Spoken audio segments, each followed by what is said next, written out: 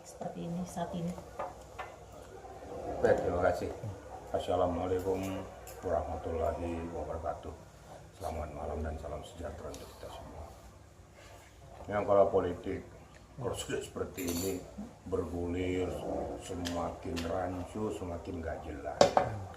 Sekarang mantan Wamendes ini mulai dia speak karena dia tidak berterima dengan situasional yang ada dan namanya terbawa-bawa kan begitu, tentang polemik tentang diduga ijazah palsu dari Pak Jokowi.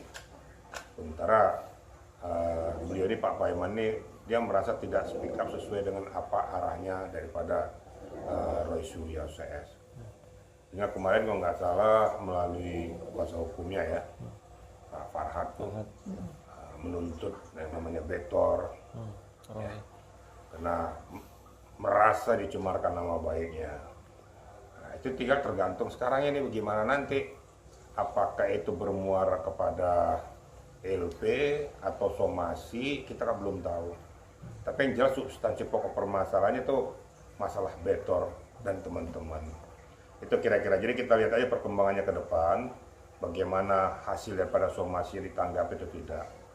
Nah, jadi menurut hemat saya ini biar semuanya clear sebenarnya dari pihak Polda, segera saja meningkatkan permasalahannya supaya segera tuntas. Sehingga tidak ada lagi domplengan, kemudian masuk penumpang-penumpang lain yang tadinya diam sekarang bunyi gitu. Nah, supaya ini redam, segera dituntaskan supaya clear permasalahannya. Kira-kira gitu ya, rekan-rekan media ya. Ya Pak, kembali ke tadi statement Bapak yang Bang Farhad ikut juga melaporkan. Ini semakin banyak lagi Pak pihak-pihak praktisi hukum yang ikut menggaungkan untuk melaporkan rektor, melaporkan si Roy Suryo CS. Saya rasa hal ini ya manusiawi lah ya, karena situasionalnya bukan membuat negara kita ini jadi bagus, rakyat juga berpikirnya jadi terpecah-pecah, dan para pengacara ataupun para praktisi hukum merasa gerah juga karena dia tahu sirkulasi hukum itu. Nah, perlu saya ingatkan pada rekan-rekan media dan masyarakat bahwa analisis ya secara teknis itu tidak ada relevansinya dengan masalah kaidah hukum. Ya. Kalau analisisnya itu sudah menabrak barikade undang-undang, tetap kena. Dia tidak ada, saya berdasarkan penelitian saya. Tapi penelitian kamu boleh-boleh saja, tapi kalau kamu publikasikan seolah-olah itu jadi pembenar bahwa itu adalah memang ijazah palsu, kalau seandainya tidak bisa kamu buktikan, ya kena dengan pidana, dugaan mencemarkan nama baik orang, ya, ujaran kebencian dan lain sebagainya. Nah, sekarang kan dari Polda kan sudah masuk ke tingkat penyidikan. Kita tunggu saja, jadi nggak usah berkuar-kuar lagi, kita tunggu permainan ini. Kalau memang betul-betul benar, pasti tidak akan bisa dibuktikan. Tapi kalau memang benar, kita siap-siap aja. Kenapa? Kalau ketika penyidik sudah menyatakan naik penyidikan, berarti tugasnya selanjutnya adalah untuk mencari dan menemukan siapa tersangkanya. Dari orang-orang yang tersebut di atas tadi sudah disebut, ya. Tinggal nanti dipilah-pilah oleh penyidik mana aktor intelektualnya, mana turut sertanya, mana salah-salah ikut saja dan lain sebagainya.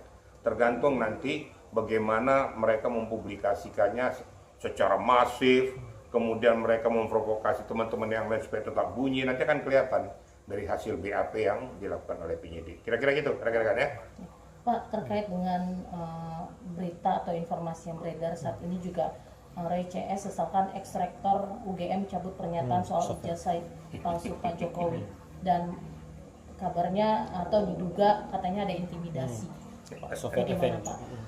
Kan kita ini kan sudah cerdik hukum ya, berani berbuat, berani bertanggung jawab. Dan orang yang menyampaikan itu kan bukan orang awam, orang yang mengerti, mengetahui tentang masalah keilmuan. Dan jangan digiring-giring seolah-olah ini ada penekanan, ada intimidasi, ada ancaman. Ya kalau berani kita ngomong, ya siap tempur. Jadi jangan gara-gara alasan diancam, kemudian dicabut. Ini kan dagelan namanya, main-main loh. Ini sekelas rektor tuh menyatakan atau memperlakukan situasional seperti itu. Ingat baik-baik ya. Pada saat dia sudah voice, sudah dipublikasikan kepada masyarakat bahwa seolah-olah ijazah daripada Pak Jokowi ini bohong atau palsu, kemudian besok dia tarik kembali, itu tidak menghapus, akan tidak juga menggugurkan ya, dugaan terjadinya pencemaran nama baik, penistaan terhadap orang yang dituju atau objek yang dituju, kemudian ada terkesan bahwa dia itu difitnah oleh orang-orang tersebut termasuk sang rektor. Perlu juga saya sampaikan kepada rekan-rekan, saya sungguh ironis ya. Beliau ini kan rektor tahun 2002 sampai 2007 ya. Kok bisa-bisanya secara detail ya bisa mengupas tentang masalah ijazah daripada Pak Jokowi yang dikeluarkan 1985, kan jauh banget nih. Kemudian dicari-cari benang merah, nggak punya kerjaan lagi gitu loh. Nah, bukannya berpikir bagaimana untuk mengademkan situasi, tapi memperuncing situasi. Nah, UGM kan sudah ada speak juga. Saya mohonkan bahwa UGM ini akan memberikan suatu jas yang benar. Mana orang-orang yang berada di sini adalah orang-orang yang pernah di UGM. Ingat loh, seketika Anda melakukan ini sama dengan menjatuhkan wibawa ya kebesaran nama UGM yang sudah cukup terkenal di nasional maupun di internasional. Nanti jangan sampai generasi muda berpikir nggak beres ini UGM ini, kalian aja berantem, ya kalian aja udah saling menjatuhkan, ada yang bilang palsu, ada yang bilang enggak, ada yang membela, ada yang menghantam. Orang lama-lama nggak mau masuk UGM loh. Berarti dianggap nanti UGM ini ya sekelas universitas bukan seperti dulu lagi. Ini sudah universitas nggak bener. Nah, ini apa pernah nggak terfikir oleh mereka-mereka ini? Jangan gara-gara kepentingan pribadi jadi merusak skala Pandora yang lebih besar. Sekali lagi saya katakan UGM dari dulu ya. Dari saya mulai kecil sampai dengan sekarang, saya tahu bahwa UGM itu adalah merupakan universitas yang cukup terkenal dan ternama di tingkat nasional dan diakui juga di skala internasional. Jangan dong rusak UGM ini hanya gara-gara kepentingan itu ya. Kalaupun nanti dia bermuara, kalau seandainya ada melaporkan namanya, saya sebutkan saya namanya mantan rektor tuh Sofian Effendi ya. Apa dia nggak sadar pada pas saja voice ini akan dipublikasikan? Ternyata setelah dipublikasi dia kaget, dia suruh cabut yang sudah beredar, mana bisa kan sudah berada di masyarakat. Kemudian dia mencabut laporannya dengan permohonan maaf. Ini orang jadi berpikir-pikir, nah, ini bapak ini kok seorang yang berilmu kok begini pola pikirnya. Nah, ya mari sama-sama kita lihat. Saya juga nggak tahu nanti bagaimana mereka-mereka ini ya akan memperlakukan beliau ini, apakah dilaporkan, apakah tidak. Itu nanti kita lihat ke depan. Yang jelas pasti sekarang ini bahwa langkah yang dilakukan Pak Sofian Effendi ini sudah langkah yang tidak benar.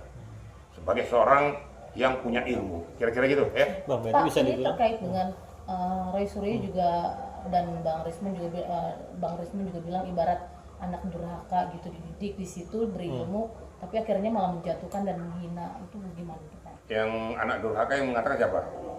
Dari pihak netizen juga gitu dan Pak Roy Suryonya gitu. Berarti yang anak durhaka tuh Roy Suryo dan Risman gitu. Gitu kira-kira. Ibarat anak durhaka.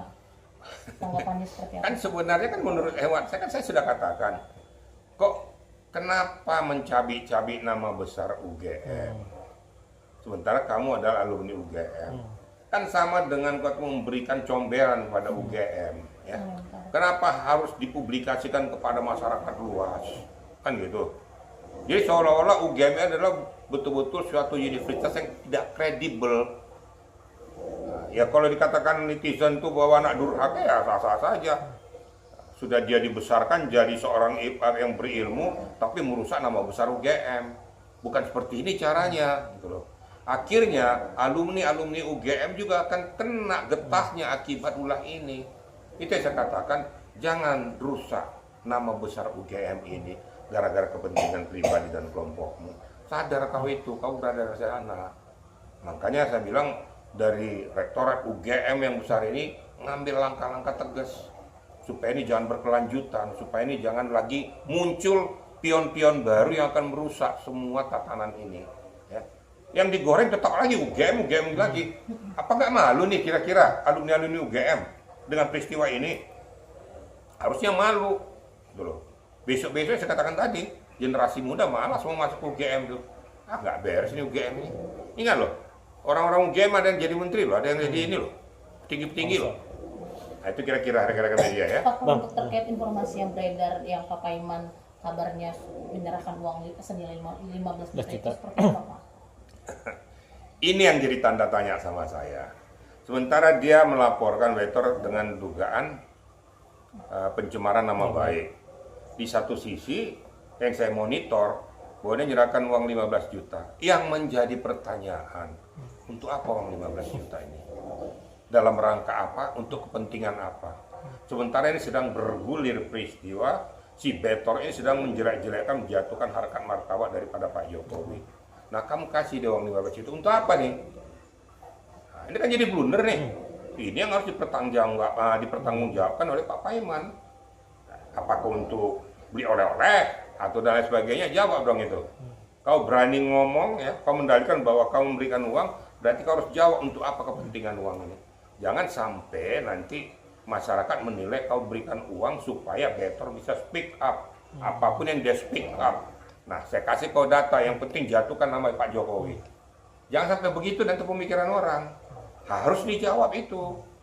Ya, kuasa hukumnya harus benar-benar berani untuk menjawab itu. Jangan dimunculkan atau jadi bumerang bagi yang bersangkutan. Itu kira-kira ya. Bang, berarti bisa dibilang dari pihak mantan rektor UGM itu bisa bilang blunder ya Bang ya, Sofyan Effendi ngomong mantan rektor UGM Bukan itu belum blunder, saya katakan. terus bisa jadi nggak, kalau Pak Jokowi benar pengen nggak suka juga sama Pak itu bisa juga kan dipidanakan, dipanggil. Saya boleh tidak suka sama orang, ya. Tapi bukan berarti untuk menjatuhkan dengan cara yang barbar begitu. Harus pakai itikat dan ilmu.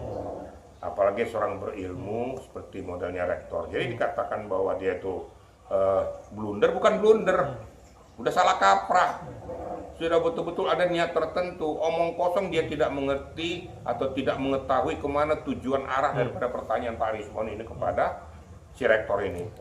Terpancing, digiring, dijawab, bahkan keluar ke bahasa bahwa Pak Jokowi ini bohong, dia bohong, itu kan ada di wawancaranya.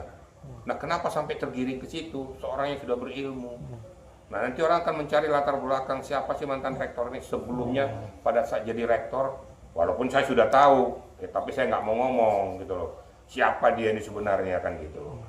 Nah, silakan yang dipertanggungjawabkan. Mudah-mudahan nggak ada yang lapor atau dimaafkan oleh Pak Jokowi. Kalau ada orang yang melaporkan nanti atau Pak Jokowi melalui kuasa hukumnya, kita nggak tahu juga. Ya, kita lihat aja. Ya, menurut hemat saya sudahlah. Jangan ada lagi penumpang-penumpang gelap yang masuk untuk mendompleng di permasalahan ini. Karena saya lihat sudah mulai muncul-muncul lagi, ada orang-orang tertentu, ada mantan pejabat, ada mantan segala macam, sudah ikut nimbrung gitu loh. Nimbrung bahwa jangan permasalahkan lagi masalah ijazah Pak Jokowi.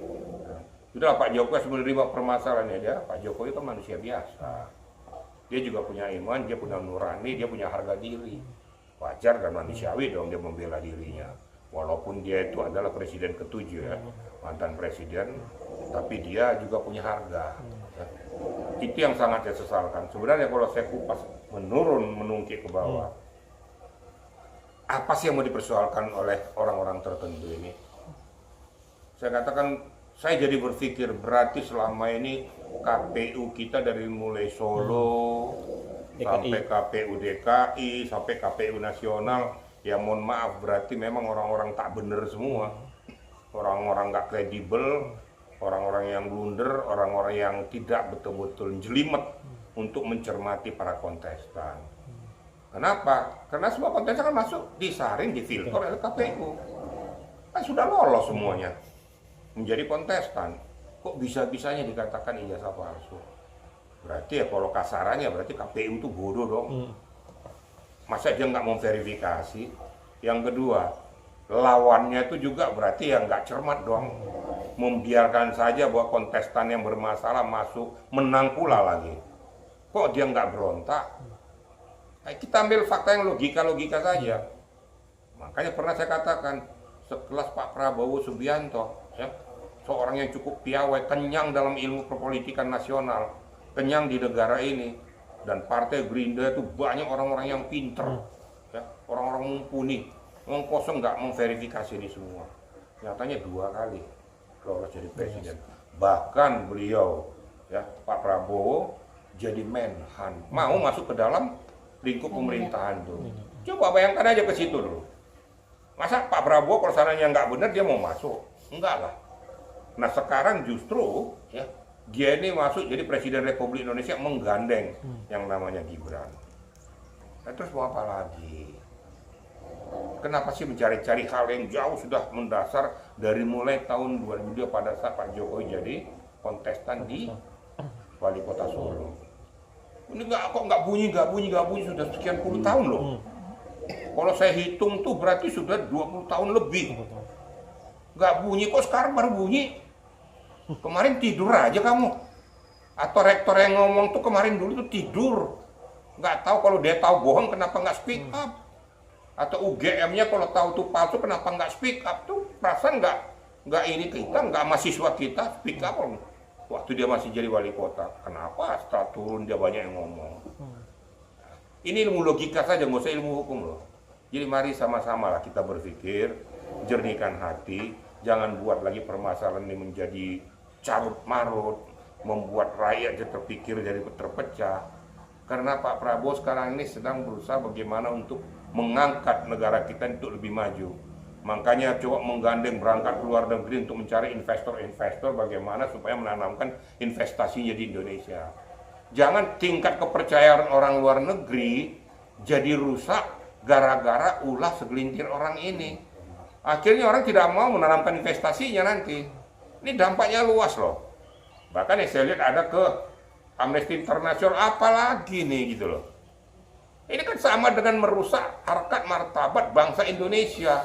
Kok nggak bisa diselesaikan di negara Republik Indonesia, kok sampai campur tangan luar negeri, negara asing. Kan orang tuh nanti ngomong, wah Indonesia nggak bener nih, Indonesia rusak nih.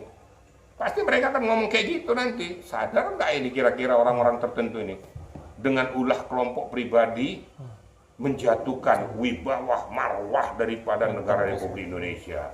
Itu kira-kira ya. Pak, bagaimana pendapat Bapak terkait masyarakat yang kontra menyebut bahwa UGM nggak bisa menunjukkan ijazahnya, nggak bisa menjawab berbagai persoalan Roy Suryo CS dari skripsi dan tidak ada lembar penguji. Begini ya, sama dengan UGM, sama dengan Pak Jokowi.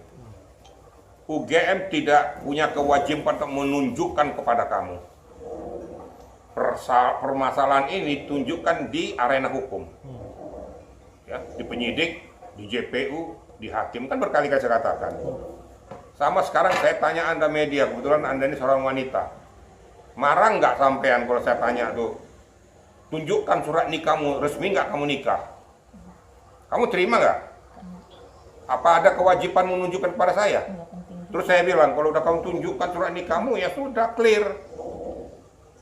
Terus apa untungnya sama saya? Tentu marah dong kamu. Pasti media nggak ngomong. Apa hubungan Bapak nanya-nanya? Apa kepentingannya Bapak nanya-nanya kayak gituan? Ya sama ini gitu loh. Apa kepentinganmu nanya-nanya ijazah gue? Apalagi sekarang saya rakyat biasa kok nanya-nanya kamu. Mau apa ke ijazah saya, urusan gue. Yang berhak nanya itu adalah dari aparat penegak hukum yang berkaitan, penyidik, JPU dan hakim. Kalau itu pun bermuara ke arena hukum. Nah, tolonglah berpikir jernih. Kok minta-minta kamu nanya-nanya, aku tunjukin. Ya kira-kira gitu media ya.